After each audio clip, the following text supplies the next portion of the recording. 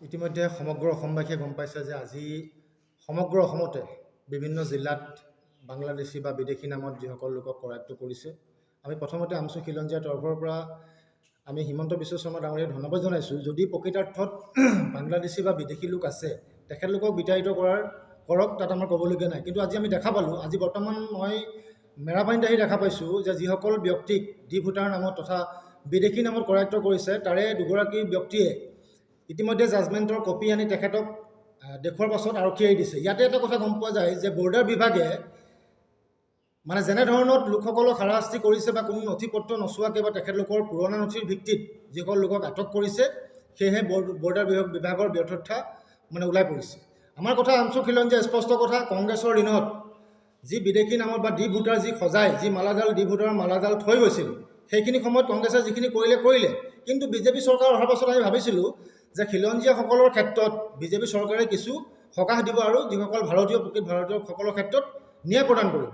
কিন্তু আজি কিছুদিনৰ আগত আমি দেখা পাইছিলোঁ যে হিমন্ত বিশ্ব শৰ্মাৰ কেবিনেটৰ এটা সিদ্ধান্ত লৈছিল যে গৰিয়া মৰে দেশী জোলা চুৱেটসকল খিলঞ্জীয়া। আজি খিলঞ্জীয়াসকল কেনেকৈ বাংলাদেশী হ'ল?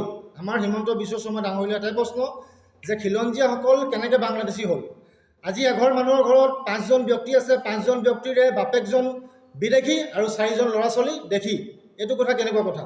এতিয়া আমি আজি আপোনালোকৰ সংবাদ মাধ্যমৰ জৰিয়তে আমি হিমন্ত বিশ্ব শৰ্মা ডাঙৰীয়াক এটা কথাই জনাব বিচাৰিছোঁ যে আপুনি এই বিষয়টো হস্তক্ষেপ কৰি অসমৰ যিসকল খিলঞ্জীয়া লোক আছে, গৰিয়ামৰীয়া দেশী জোলা লোকসকল আছে, এই লোকসকলৰ কিবা কাৰণত ভুলবশতঃ হয়তো তেখেতলোক বিদেশী বা ডি ভোটাৰ সমস্যাত ভুগিছে বা সোমাই গৈছে। কিন্তু এইসকলৰ ক্ষেত্ৰত আপুনি কিছু নিজে স্থিতি লৈ পেলাই এইসকলক ন্যায় প্ৰদান কৰাৰ ক্ষেত্ৰত গুৰুত্ব আৰোপ কৰক। আৰু যিসকল ডি ভোটাৰ বা বিদেশী যিসকলৰ লোকৰ লগত হৈছে, তেওঁলোকৰ পৰিয়ালৰ লোকে আমাক জনাইছে যে আমাৰ সংগঠনৰ দ্বাৰা তেওঁলোকে এটা গুৱাহাটী চলো কাৰ্যসূচী লৈ পেলাই এই বিষয়টো সমাধানৰ এটা ৰাস্তা বিচাৰিব। আৰু যদি হিমন্ত বিশ্ব শৰ্মা ডাঙৰীয়াই যদি এই সমাধানৰ ৰাস্তা উলিয়াই নিদিয়ে, তেখেতলোকে ব্ৰহ্মপুত্ৰত গৈ জা দি আৰু আত্মহত্যাৰ দৰে ব্যৱস্থা ল'ম বুলি আমাক জনাইছে।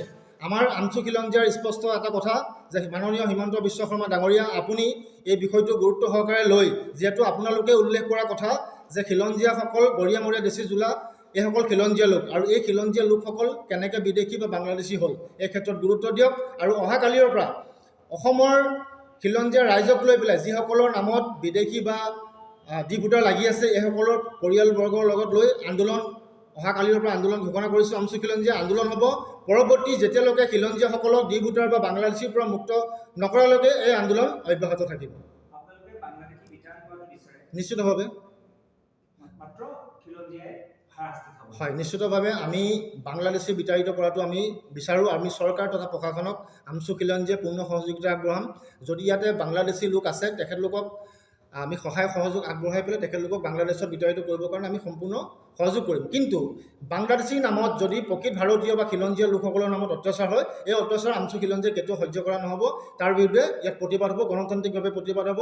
অহাকালিৰ পৰা আমাৰ আমচু খিলঞ্জীয়া তথা অসমৰ খিলঞ্জীয়া ৰাইজ তথা সংখ্যালঘু ৰাইজৰ দ্বাৰা এটা আন্দোলন কাৰ্যসূচী ধাৰাবাহিকভাৱে লোৱা হ'ব। যেতিয়ালৈকে হিমন্ত বিশ্ব শৰ্মা ডাঙৰীয়াই এই সংখ্যালঘু খিলঞ্জীয়া লোকসকলৰ ক্ষেত্ৰত যদি তেখেতে প্ৰতিশ্ৰুতি প্ৰদান নকৰে, তেতিয়াহ'লে আমি আন্দোলন অব্যাহত ৰাখিম।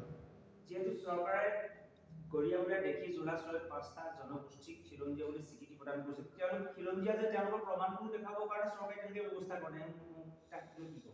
হয়, আমি শুনা পাইছিলোঁ যে খিলঞ্জীয়া লোকসকল বা গৰিয়ামৰীয়া দেশী জোলা চুৱেট লোকসকলক যি জৰীপ কৰা যি কথা কৈছিল, এইটো বহুত দিনৰ আগৰে কথা আছিল, কিন্তু আজিলৈকে কোনো কাৰ্যত পৰিণত নহ'ল।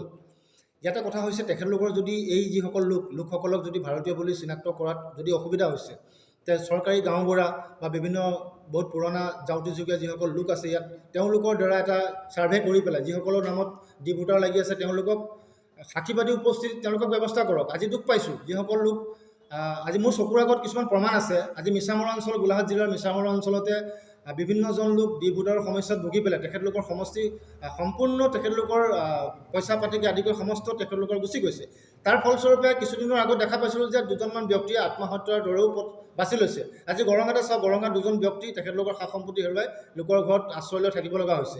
সেয়েহে মই আপোনালোকৰ সংবাদ মাধ্যমৰ যোগেদি পুনৰবাৰ অনুৰোধ জনাইছোঁ যাতে খিলঞ্জীয়াৰ লোকসকলৰ লগত হোৱা অন্যায়, এই অন্যায় অতি সোনকালে হিমন্ত বিশ্ব শৰ্মা ডাঙৰীয়াই বন্ধ কৰক।